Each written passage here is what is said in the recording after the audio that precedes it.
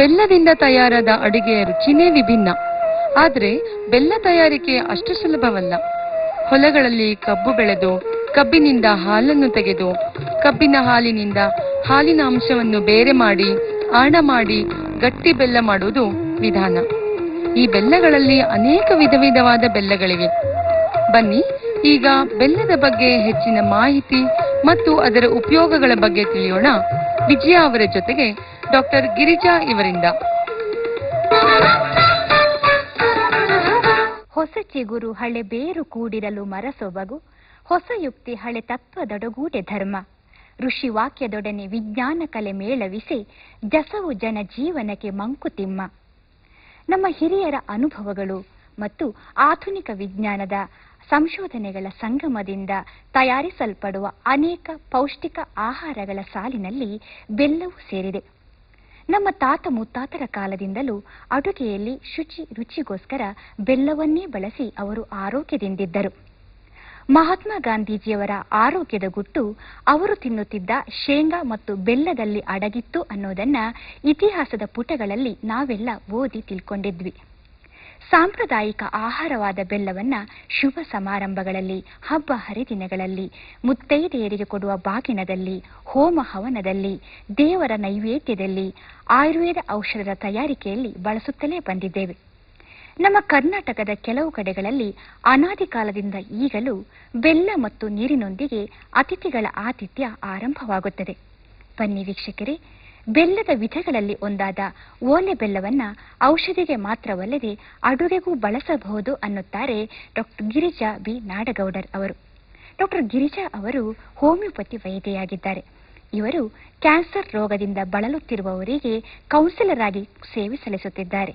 ಜೊತೆಗೆ ಡಿಸ್ಲೆಕ್ಸಿಯಾ ಹಾಗೂ ಆಟಿಸಂ ಪೀಡಿತ ಮಕ್ಕಳಿಗೆ ಅವರ ಸ್ಕೂಲಿಗೆ ತೆರಳಿ ಅವರಿಗೆ ಉಚಿತವಾಗಿ ಚಿಕಿತ್ಸೆಯನ್ನು ಸಹ ನೀಡುತ್ತಿದ್ದಾರೆ.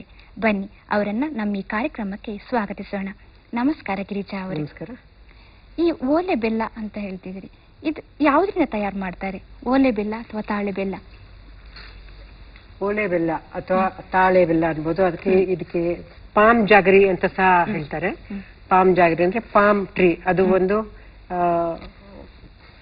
ಮರಳುಗಾಡ ಪ್ರದೇಶದಲ್ಲಿ ಬೆಳೆಯುವಂತ ಒಂದು ಗಿಡ. ಕೋಸ್ಟಲ್ ಏರಿಯಾದಲ್ಲಿ ಕೂಡ ಬೆಳೀತದೆ. ಕೇರಳ, ಕರ್ನಾಟಕ. ತಾಳೆ ಮರ, ತಾಳೆ ಹಣ್ಣು. ತಾಳೆ ನಮ್ಮ ಪುರಾಣ ಕಾಲದಿಂದನೂ ಉಪಯೋಗಿಸಲ್ಪಟ್ಟಂತ ಒಂದು ವಿಭಿನ್ನ ರೀತಿಯ ಒಂದು ಮರ. ಪುರಾಣದ ಇತಿಹಾಸದಲ್ಲಿ ಕೂಡ ಇದರ ವಿಷಯವಾಗಿ ಸಾಕಷ್ಟು ನಮಗೆ ವಿಷಯ ಇದ್ರ ಬಗ್ಗೆ ತಿಳಿದಿದೆ. ಇದರಲ್ಲಿ ಏನೇನು ನ್ಯೂಟ್ರಿಷನ್ ಫುಡ್ಗಳು? ಇದರಲ್ಲಿ ಕ್ಯಾಲ್ಸಿಯಂ ಹೆಚ್ಚಾಗಿ, ಇದರಲ್ಲಿ ಕ್ಯಾಲ್ಸಿಯಂ ಜಾಸ್ತಿ ಹೆಚ್ಚಿದೆ. ಮತ್ತೆ ಐರನ್, ಇದು ಸಹ ಐರನ್ ಅಂದ್ರೆ ಕಬ್ಬಿಣಾಂಶ ಹೇಗೆ ಇದರಲ್ಲಿ ಜಾಸ್ತಿ ಇದೆ, ಇದು ಸಹ ಬೇರೆ ಎಲ್ಲ ಬೆಲ್ಲ ಮಾಡೋ ರೀತಿನಲ್ಲೇನೆ. ಪಾಮ್ ಅಥವಾ ತಾಳೆ ಹಣ್ಣಿನಿಂದ ಇದರ ಜ್ಯೂಸ್ ತೆಗೆಯಲ್ಪಡ್ತದೆ.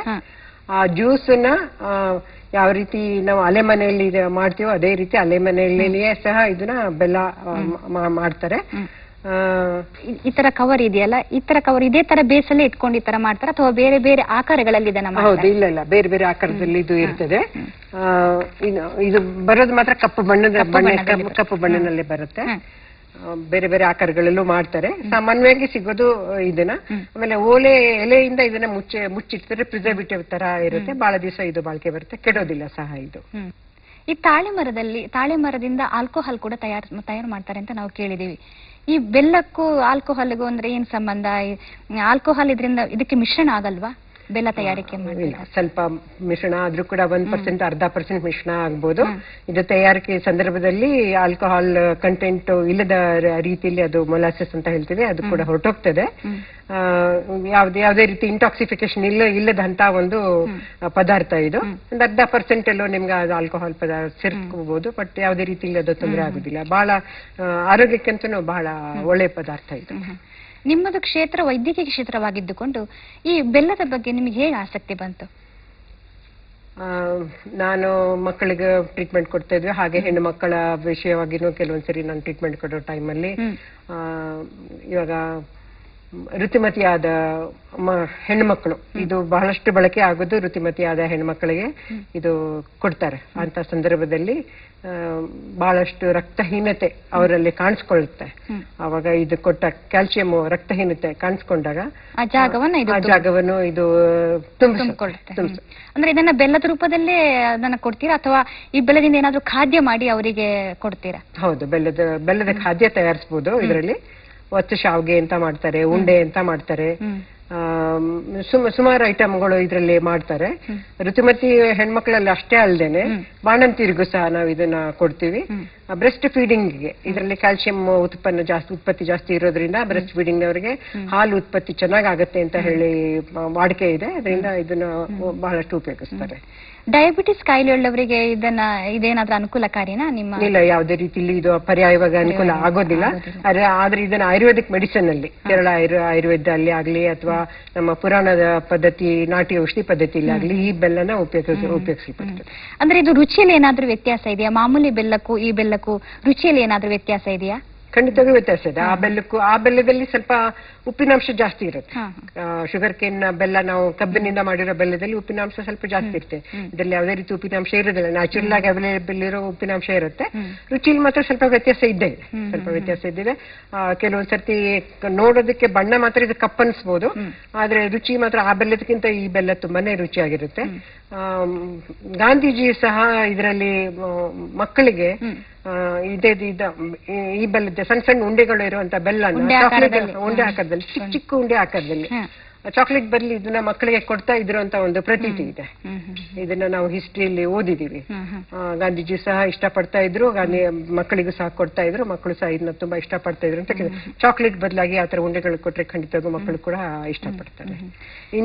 ಇನ್ನು ಹೇಳ್ದಂಗೆ ಅಲ್ಝಮೈರ್ಸ್ಗೆ ಅಥವಾ ಪಾರ್ಕಿಸನ್ಸ್ಗೆ, ನರದೋಷ ಉಳ್ಳವರಿಗೆ ಇದು ಖಂಡಿತವಾಗೂ ಸಹಾಯ ಆಗ್ತದೆ. ವೃದ್ಧಾಪ್ಯದಲ್ಲಿ ಕೂಡ ಸಹಾಯ. ನಿಮ್ಮ ಸಂಶೋಧನೆಯ ಪ್ರಕಾರ ಮಹಿಳೆಯರಿಗೆ ಇದು ಹೆಚ್ಚು ಅನುಕೂಲ, ಆರೋಗ್ಯವನ್ನು ತುಂಬುವಲ್ಲಿ ಮೆನೋಪಾಸ್ ಪೀರಿಯಡ್ ಸಹ ಇದು ತುಂಬಾನೇ ಅನುಕೂಲ. ಅದರ ಜೊತೆಗೆ ಆಹಾರದಲ್ಲಿ ಅಥವಾ ಏನಾದ್ರೂ ಖಾದ್ಯವನ್ನು ಕೂಡ ಇದರಿಂದ ತಯಾರಿಸಬಹುದಾ? ಹೌದು, ಬೇಕಾದಷ್ಟು ನಮೂನೆ ಖಾದ್ಯಗಳನ್ನ ತಯಾರಿಸಬಹುದು. ಇದು ಕಡ್ಲೆಕಾಯಿ, ಶೇಂಗಾ ಉಂಡೆ ಯಾವ ರೀತಿ ಮಾಡಬಹುದು ಮೇಡಮ್ ಇದನ್ನ? ಇದು ತಾಳೆ ಬೆಲ್ಲ, ಇದು ಶೇಂಗಾ ನಾವು ಹುರಿದ್ಕೊಂಡು ಅದ್ರದ್ದು ಸಿಪ್ಪೆ ತೆಗೆದು ಅದನ್ನ ಒಂದ್ ಸ್ವಲ್ಪ ಮಟ್ಟಿಗೆ ಅದನ್ನ ಪುಡಿ ಮಾಡ್ಕೊಂಡಿರ್ತೀವಿ. ಅದ್ರ ಜೊತೆಗೆ ಒಂದ್ ಸ್ವಲ್ಪ ಕೊಬ್ಬರಿ, ಒಣ ಕೊಬ್ಬರಿ, ಒಂದ್ ಸ್ವಲ್ಪ ಪುಟಾಣಿ ಅಂದ್ರೆ ಹುರ್ಗಡ್ಲೆ ಪುಡಿ. ಈ ಪುಡಿನ ಒಂದೊಂದಾಗಿ ನಾವು ಪುಡಿ ಮಾಡಿ ಇಟ್ಕೊಳ್ತೀವಿ. ಹುರ್ಗಡ್ಲೆ ಪುಡಿ, ಇದು ಶೇಂಗಾ ಪುಡಿ, ತಾಳೆ ಬೆಲ್ಲನ ಜಜ್ಕೊಂಡು ಪುಡಿ ಮಾಡಿ ಸ್ವಲ್ಪ ಹದದಲ್ಲಿ ನೀರಿನಲ್ಲಿ ಸ್ವಲ್ಪ ಪಾಕ ಮಾಡ್ಕೊಳ್ತೀವಿ. ಅದು ಉಂಡೆ ಪಾಕ ಹದದಲ್ಲಿ ಬಂದಾಗ ಶೇಂಗಾನ ಅದ್ರಲ್ಲಿ ಹಾಕಿ ಸೇರಿಸ್ತೀವಿ. ಅದ್ರ ಜೊತೆಗೆ ಅವು ಎರಡೂ ಪುಡಿನ ಅದನ್ನು ಒಟ್ಟಿಗೆ ಸೇರಿಸಿ ಉಂಡೆ ಪಾಕ ಹದದಲ್ಲಿ. ಇದನ್ನ ಮಾತ್ರ ಉಂಡೆ ನಾವು ಮಾಡ್ಬೇಕಾಗಿರೋದು ಬಿಸಿ ಇದ್ದಾಗ್ಲೇನೆ ಉಂಡೆ ಕಟ್ಕೋಬೇಕು. ಬಿಸಿ ಇದ್ದಾಗ್ಲೇ ಕಟ್ಕೊಂಡ್ರೆ ಮಾತ್ರ ಅದನ್ನ ಉಂಡೆ ಮಾಡಕ್ ಸಾಧ್ಯ ಆಗುತ್ತೆ, ಇಲ್ಲದ್ರೆ ಪುಡಿ ಆಗಿ ಹೋಗುತ್ತೆ. ಆದ್ರೆ ಇದು ನೋಡೋದಕ್ಕೆ, ನಮಗೆ ತಕ್ಷಣ ನೋಡೋದಕ್ಕೆ ಇದು ಬಹಳ ಕಪ್ಪಾಗಿದೆ ಅಂತ ಅನ್ಸುತ್ತೆ. ತಕ್ಷಣ ಇದೇನಪ್ಪ ಈ ತರದ್ದು ಉಂಡೆ ನಾವು ತಿನ್ಬೇಕಾ ಅಂತ. ನೋಡೋದಕ್ಕೆ ಚೆನ್ನಾಗಿದ್ದರೆ ನಾವು ತಿನ್ನೋದಕ್ಕೆ ಮಾತ್ರ ಬಹಳ ರುಚಿ, ಆರೋಗ್ಯಕರ ಕೂಡ. ಈಗ ಉಂಡೆ ತಯಾರಿಸ್ಕೊಂಡು ಬಂದ್ರಿ, ಇದಲ್ಲದೆ ಇನ್ಯಾವ ಖಾದ್ಯಗಳನ್ನ ತಯಾರಿಸಬಹುದು ಇದರಿಂದ? ಹೌದು, ಒತ್ತು ಶಾವ್ಗೆ ಅಂತ ಹೇಳ್ತೀವಿ, ಅತ್ರಸ ಅಂತ ಹೇಳ್ತೀವಿ, ಕಜ್ಜಾಯ ಅಂತೀವಿ, ಹೆಸರುಂಡೆ. ನಮ್ಮ ಧಾರವಾಡ, ಗುಲ್ಬರ್ಗಾ ಕಡೆ ಹೆಸರುಂಡೆ ತುಂಬಾನೇ ಫೇಮಸ್. ಆ ಹೆಸರುಂಡೆಗೂ ಸಹ ಇದನ್ನು ಬಳಸಿದ್ರೆ ಬಹಳ ರುಚಿಯಾಗಿರುತ್ತೆ. ಮಾಮೂಲಿ ಬೆಲ್ಲದಕ್ಕಿಂತ ಇದನ್ನು ತುಂಬಾನೇ ರುಚಿಯಾಗಿರುತ್ತೆ. ನೋಡಿದ್ರಲ್ಲ ವೀಕ್ಷಕರೇ, ಅಡುಗೆಗೂ ಸೈ ಔಷಧಕ್ಕೂ ಸೈ ಎನ್ನುವ ಈ ಓಲೆ ಬೆಲ್ಲ ಮಹಿಳೆಯರನ್ನು ಕಾಡುತ್ತಿರುವ ಹಲವಾರು ಸಮಸ್ಯೆಗಳಿಗೆ ವರದಾನವೂ ಸೈ ಅನ್ನಬಹುದು.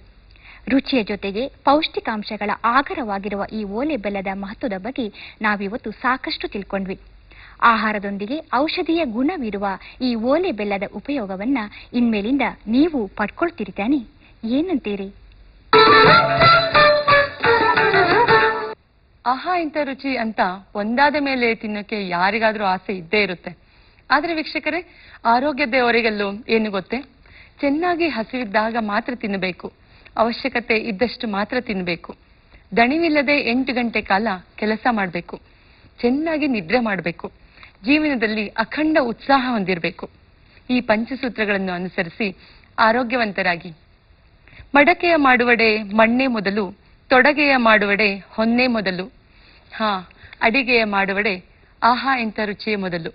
ಬನ್ನಿ, ಹಿತ ಮಿತ ಶುಚಿ ರುಚಿ ಸಾಧಿಸೋಣ, ಆಹಾ ಎಂತ ರುಚಿ ಅನ್ನೋಣ.